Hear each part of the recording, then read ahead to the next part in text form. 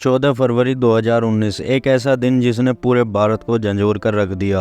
इस दिन पुलवामा में हुए आत्मघाती हमले में न केवल हमारे 40 बहादुर सीआरपीएफ जवानों की जान ले ली बल्कि पूरे देश की आत्मा को झंझोर दिया। लेकिन यह सिर्फ एक हमला नहीं था, यह एक प्लान की गई साजिश थी जिसका असर भारतीय राजनीति, सेना और आम जनमानस पर गहराई से पड़ा। आइए जानते हैं पुलवामा हमले की पूरी कहानी। जम्मू और कश्मीर एक ऐसा क्षेत्र जो दशकों से आतंकवाद और अलगाववाद की मार झेल रहा है। साल 2019 की शुरुआत में घाटी में हलचल पहले से ज्यादा थी। आतंकी संगठनों की गतिविधियां बढ़ रही थी, सुरक्षा बलों की तैनाती अधिक थी और तनाव अपने चरम पर था। इसी बीच सीआरपीएफ के 78 वाहनों का एक काफिला जम्मू से श्रीनगर की ओर रवाना होता है।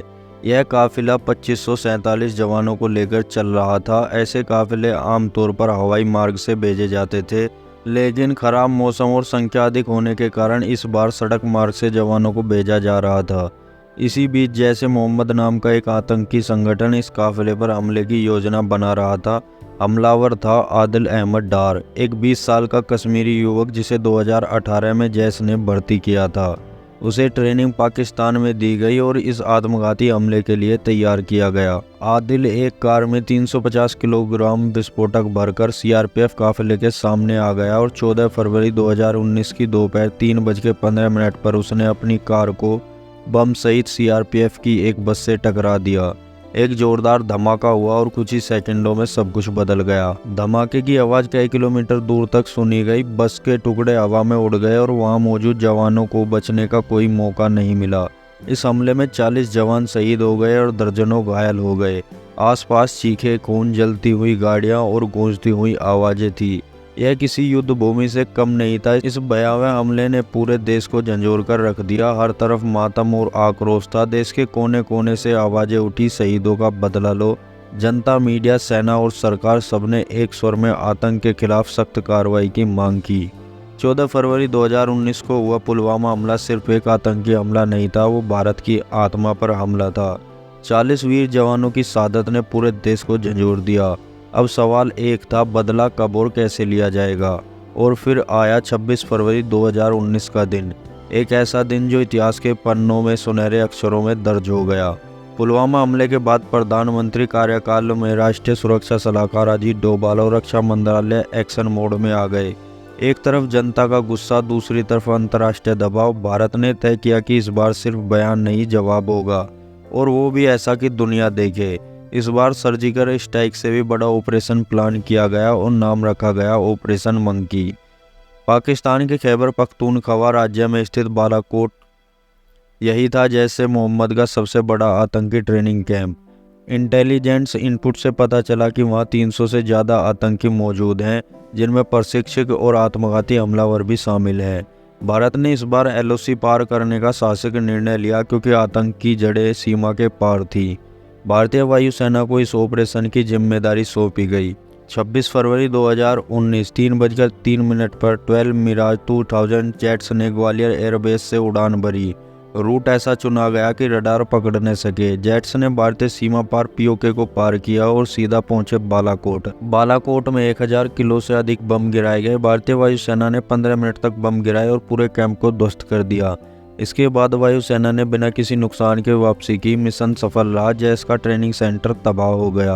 पाकिस्तान ने इसे शुरुआत में नकारा, लेकिन फिर खुद स्वीकारा कि भारत ने एयर स्पेस वायलेशन किया है। पाकिस्तानी सेना ने कहा भारत ने सिर्फ पेड़ गिराए, लेकिन फिर वही पेड़ के पास से जैश के दफ्तर के अवशेष, किताबें और फौजी सामान मिले। दुनिया ने देख लिया कि भारत अब चुप नहीं बैठेगा।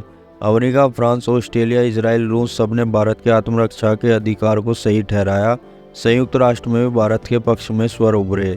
भारत ने एक बार फिर साबित कर दिया कि अब नया भारत है जो आतंक का सामना कूटनीति और मिसाइल दोनों से कर सकता है। बालाकोट एयर स्ट्राइक के अगले दिन 27 फरवरी को पाकिस्तान ने जवाबी हमला करने की कोशिश की। भारतीय वायुसेना ने उन्हें खदेड़ा, लेकिन इस दौरान विंग कमांडर अभिनंदन वर्धमान की MiG-21 बाइसन क्रैश हो गई और वो पाक में गिरफ्तार हो गए।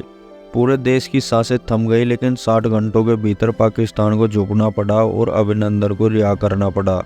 पुलवामा के 12 दिन बाद भारत ने आतंकियों के घर में घुसकर जवाब दिया। बालाकोट एयर स्ट्राइक सिर्फ बदला नहीं थी, वो संदेश था कि भारत अब हर शहीद की कीमत जानता है और चुकाता भी है। लेकिन सवाल बना रहा, पुलवामा हमला कैसे हुआ? क्या इंटेलिजेंस फेलियर था? हर बड़ा हमला अपने पीछे सवाल छोड़ जाता है।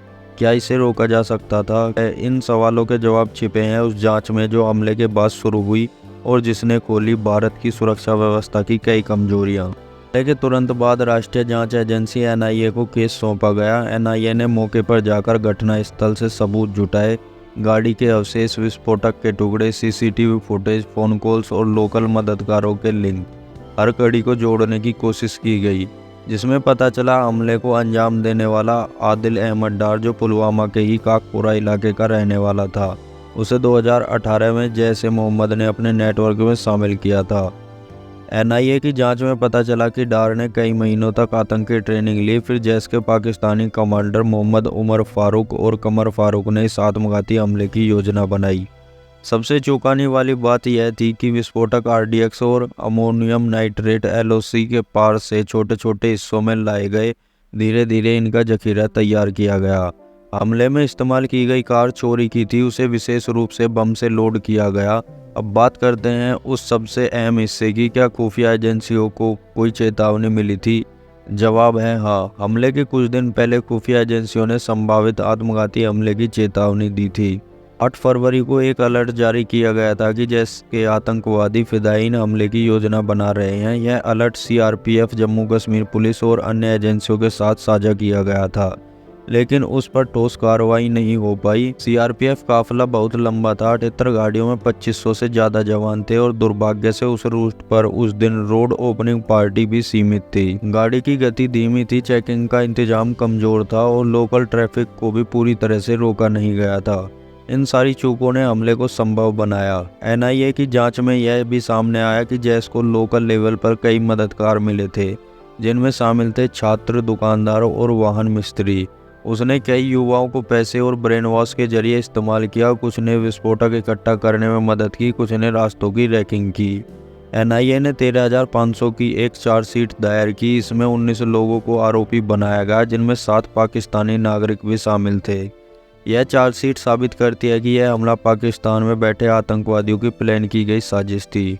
जांच के दौरान एनआईए को कई तकनीकी और ग्राउंड लेवल बाधाओं का सामना करना पड़ा, जिनमें स्थानीय समर्थन न मिलना, गवाहों का डरना, आतंकी नेटवर्क की गहराई।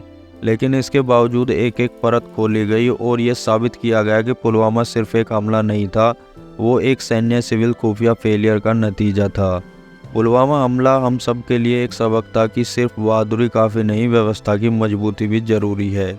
14 फरवरी 2019 एक ऐसा दिन जिसने भारत की सुरक्षा नीतियों को जड़ से हिला दिया।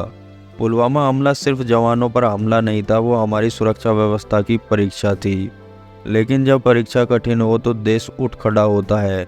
पुलवामा के बाद भारत ने बदला अपना तरीका, सोच और तैयारी। हमले के बाद सबसे पहले सवाल उठा, जवानों की मूवमेंट इतनी असुरक्षित क्यों थी? सरकार और रक्षा मंत्रालय ने तुरंत ही सीआरपीएफ और अन्य अर्धसैनिक बलों की मूवमेंट पॉलिसी में बड़े बदलाव किए।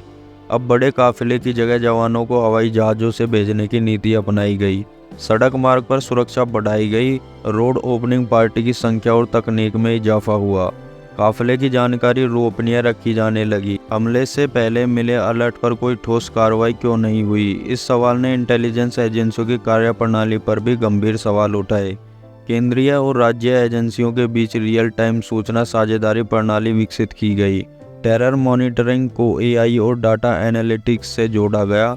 हमला लोकल स्तर की प्लानिंग से हुआ था, इसलिए अब निगरानी के लिए ड्रोन, सैटेलाइट इमेजरी और हाईटेक सर्विलांस सिस्टम का प्रयोग बढ़ा दिया गया। भारत ने पुलवामा के बाद दुनिया को दिखाया कि वो आतंकवाद के खिलाफ अकेला नहीं है और न ही खामोश रहेगा। कश्मीर में भी लोगों ने आतंकवाद को खुलकर नकारा। सरकार ने सभी 40 शहीदों के परिवारों को सम्मान और आर्थिक सहायता दी। कई राज्यों में उनकी याद में स्मारक बनाए, स्कूल और सड़कों का नाम रखा गया। लेकिन असली साथ तब मिला जब आम जनता आगे आई। किसी ने अपनी सैलरी दी, किसी ने अपनी जमीन, तो किसी ने एक दिन की दुकान की कमाई। पुलवामा के बाद एक लहर आई थी देशभक्ति की, एकजुटता की, बलिदान के सम्मान की। देश ने पहली बार महसूस किया कि फौज सिर्फ सीमा की रक्षा नहीं करती, वो हमारी आत्मरक्षा भी करती है। हर नागरिक ने एक संकल्प लिया, हम देशभक्त बनेंगे सिर्फ 26 जनवरी या 15 अगस्त को नहीं, बल्कि हर दिन। जब हम ईमानदारी से जिएंगे, एकता से रहेंगे और देश को ऊपर रखेंगे। 40 शहीद चले गए पर पीछे छोड़ गए एक मशाल जो जलती रहेगी जब तक देश ये जिंदा है। उनके नाम अमर हैं, उनकी कुर्बानी अमर है और उनका संदेश आज भी गूंजता है। अगर देश को ज़रूरत पड़ी तो हम फिर लौटेंगे। अमर रहे पुलवामा के शहीद, भारत माता की जय।